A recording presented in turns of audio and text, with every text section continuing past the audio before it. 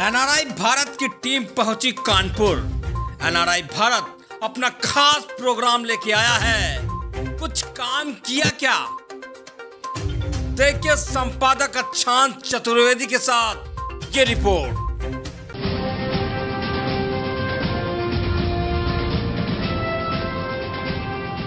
भारत इस समय है सीसामऊ विधानसभा में, और सीसामऊ विधानसभा में हमारे साथ हैं प्रदेश के उपाध्यक्ष और एमएलसी सलील बिश्नोई जी, और चूंकि प्रत्याशी है सीसामऊ से, उनसे बात करेंगे कि किस मुद्दे के साथ जनता के बीच में जा रहे हैं। चूंकि लगातार वो आर नगर विधानसभा से विधायक रहे और लगातार जनता के बीच में रहे।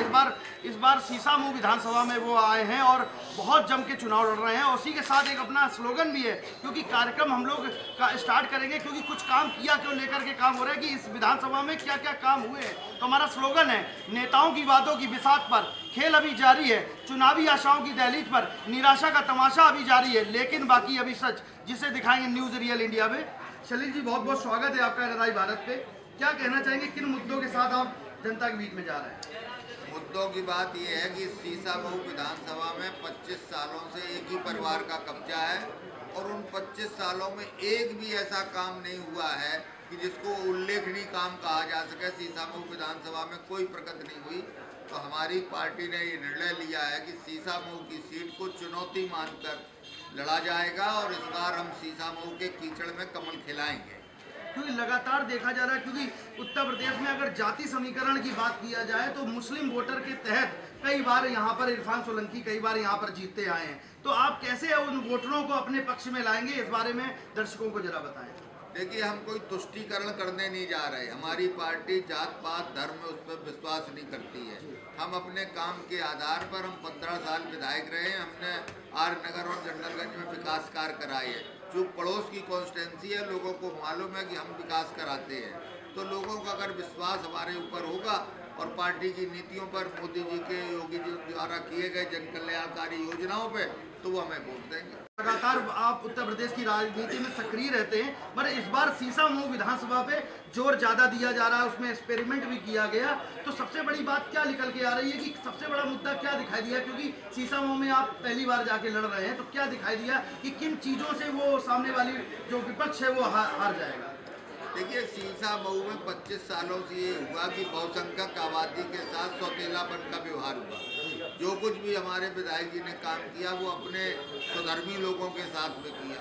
तो हमारे यहाँ जिन लोगों के गलियों में सीवर बह रहा है, पीने के पानी साफ नहीं आ रहा है, सड़कें टूटी हुई हैं, उन लोगों को हो रहा कि जो गलती हम 25 साल से करते आ रहे हैं, उस गलती का इस बार हम सुधार करेंगे। अच्छा, लगातार सुशासन की बात की जाती है, सुरक्षा की बात करती है, क्योंकि सत्ता में आप थे। लगातार दूसरा पक्ष तमाम चीज़ों को लेकर के घेर रहा है, तमाम ऐसी बातें कर रहा है, तो उस पर आप जनता के बीच कैसे जा रहे हैं, क्या कहेंगे? जनता देख रही है, जनता समझ रही है, जनता सब जानती है कि इन 5 सालों में योगी जी की सरकार में लॉ एंड ऑर्डर सबसे अच्छा हुआ है। हमारे यहाँ गुंडा माफिया ये सब जो है जेल के अंदर है या यूपी छोड़ के चले गए हैं। पहले कानपुर में रोजाना समाजवादी पार्टी की सरकार में कम से कम 10 स्नैचिंग, चेन स्नैचिंग की घटनाएं होती थी, महिलाओं की चेन गिर जाती थी।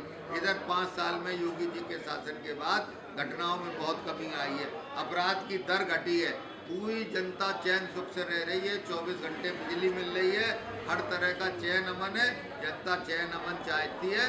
जातिवाद के और धार्मिक कट्टरता के खिलाफ जनता चैन अमन के लिए भाजपा को वोट दे। कार्यकर्ता, चूंकि आप देख रहे थे हम लोग कुछ देर से कि कार्यकर्ताओं में आपने बहुत ऊर्जा भरने की कोशिश करी है, सारे मंडल अध्यक्षों को, तमाम, चूंकि आपके ये पार्टी का काम है, उस पर बात नहीं करेंगे। क्योंकि अमित शाह जी आ रहे हैं, तो क्या मानते हैं कितनी बड़ी जीत हासिल करेंगे? उनका आना कितनी बड़ी बात हो रही है? देखिए, अमित शाह जी जो है हमारे कार्यकर्ताओं के लिए एक शक्ति पुण्य है। उनको देख के हमें एनर्जी मिलती है। जिस तरह से उन्होंने लोकसभा में धारा 370 हटाई और उन्होंने कहा कि हमारे लिए जो है कोई सत्ता का विषय नहीं है, ये हमने जो घोषणा जनसंघ की स्थापना के समय किए थे, हम अपने उस एजेंडा को पूरा कर रहे हैं।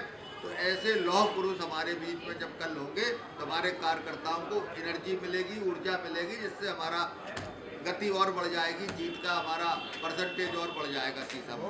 तो साफ तौर से देख सकते हैं कि सलील जी कहीं ना कहीं बेबाकी से अपने बयानों को बोलते हैं और तमाम ऐसी बात निर्णायक भी कह जाते हैं। तो ऐसे ही अपडेटों को न्यूज़ रियल इंडिया पे दिखाते रहेंगे। बने रहिए न्यूज़ रियल इंडिया के साथ। मैं अक्षांश चतुर्वेदी, कानपुर।